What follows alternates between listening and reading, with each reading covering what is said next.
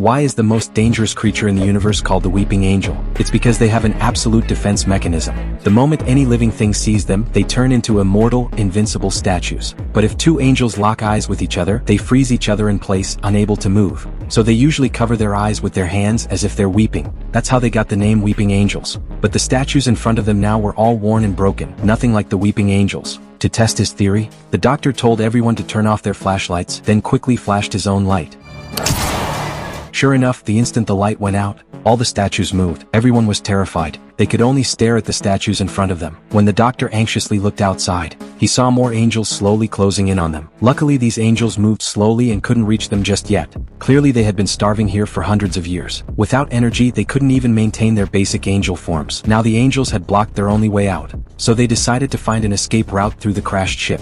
But then Amy suddenly froze in place. Her hand had turned to stone, gripping the railing tight. The doctor realized Amy had stared into the angel's eyes for too long. It had affected her brain. He told Amy over and over that it was just a hallucination. But Amy still couldn't move. The weeping angels were almost upon them. In desperation, the doctor bit down hard on Amy's hand. See, not stone, now run! It worked. They backed away while keeping their eyes on the statues. But when they reached the crash site, they found the ship wreckage was dozens of meters above their heads. No way to get up there without tools. And the weeping angels kept closing in. The flashlights were about to die under the angels' influence. Then the doctor had a bold idea. He grabbed the colonel's gun and told them to jump the moment he fired. A shot rang out. The gravity globe above shattered instantly. When Amy opened her eyes again, they were standing on the ship's surface. The ship's gravity system was still working. When they jumped with all their strength, the ship's gravity pulled them in. The angels could only watch helplessly at the people above them. But after absorbing the energy leaking from the ship, they began restoring their angel forms. Everyone hurried inside the ship and sealed the hatch. Without anyone watching, the angels quickly climbed up the ship. Everyone rushed to the control room. The colonel magnetized the door, hoping to slow the angels down. The doctor searched everywhere for a way out. But then Amy started counting down strangely. The next second, the doctor opened a wall panel. Behind it was a forest. It was the ship's oxygen supply system. Just as everyone felt relieved, Amy started counting down again. 8. What did you say? Nothing. The doctor was about to ask why, when a crack in time suddenly appeared on another wall. He immediately told everyone to run into the forest. He wanted to stay and study the crack. But a swarm of angels rushed into the control room and surrounded him. He couldn't watch all the angels by himself. Just when the doctor thought he was done for, all the angels froze in place. They were drawn to the energy coming from the crack. While they fed on the energy, the doctor escaped. But when he caught up with the others, Amy's countdown was almost over. Then she covered her eyes and collapsed. The life monitor showed she was dying. The doctor remembered what he'd seen before. That which holds the image of an angel becomes itself an angel. Amy had stared into the angel's eyes too long. The angel's image was burned into her retina. There's an angel in her mind. 3.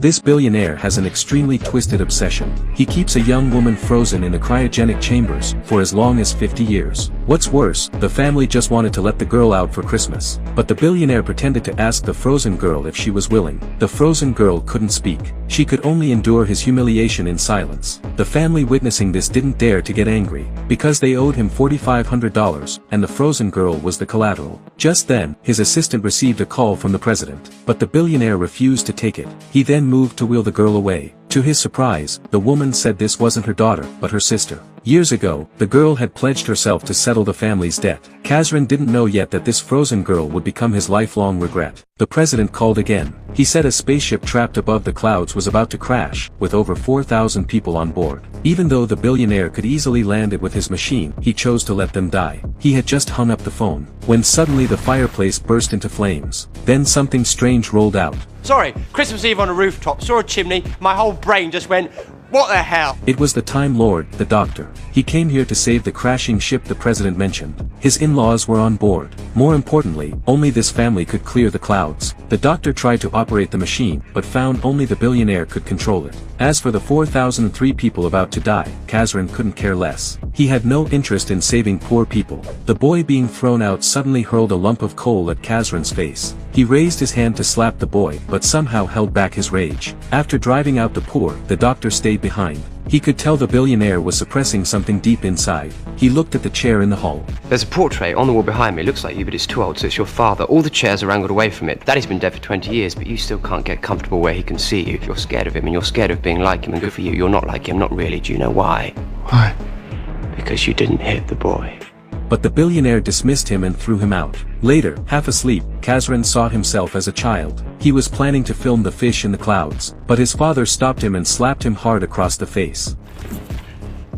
I've warned you before about this, you stupid, ignorant, ridiculous child. Then the doctor suddenly appeared. He had recovered this footage from a damaged hard drive. He wanted to understand why Kazran became this way. In the video, his father shut the window, saying the clouds were dangerous. Kazran watched himself crying. That's when he learned a lesson. Which is? Nobody comes. The doctor took the TARDIS and traveled back to Kazran's childhood. He said the old nanny was on leave and he was the replacement. Watching the doctor in his past, Kazran couldn't believe it. He had no memory of this, yet the next second it felt real. Young Kazran said he was always curious about the fish in the clouds, but his father never let him near them. So the doctor built a device, using his sonic screwdriver to lure a small fish. When the line tugged, the doctor rushed out. Seeing the little fish, he finally understood. The fish flew through crystallized fog using faint electrical currents. Just then,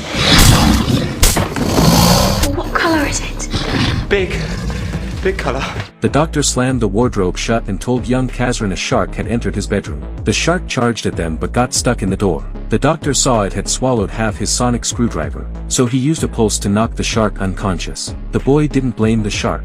She was just hungry. The doctor said to save the fish, they needed life support equipment. The boy remembered the freezing vault beneath his house, but they found the door required a password. 7258. I need the number. I'm not allowed to know until I'm older. 7258. Just what I was after. Thank you. The vault was built over a bed of icy fog. The frozen people inside were all poor souls who owed massive debts. The doctor's broken screwdriver suddenly buzzed. It was repairing itself, searching for the other half. But the other half's inside the shark. Yeah? So it's hanging on the screwdriver.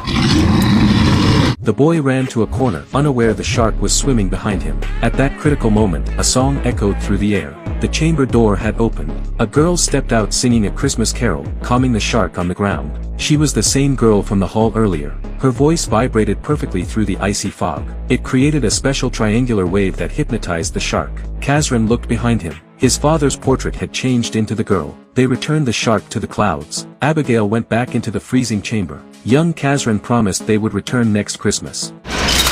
Merry Christmas! Doctor! None of them noticed the number on Abigail's chamber door changed from 8 to 7. They rode on that shark, exploring everywhere. After the joy, Abigail returned to the chamber. Kazran now had many new memories. He stared at the photos in front of him. Merry Christmas! Doctor!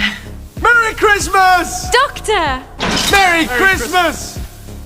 Kazran.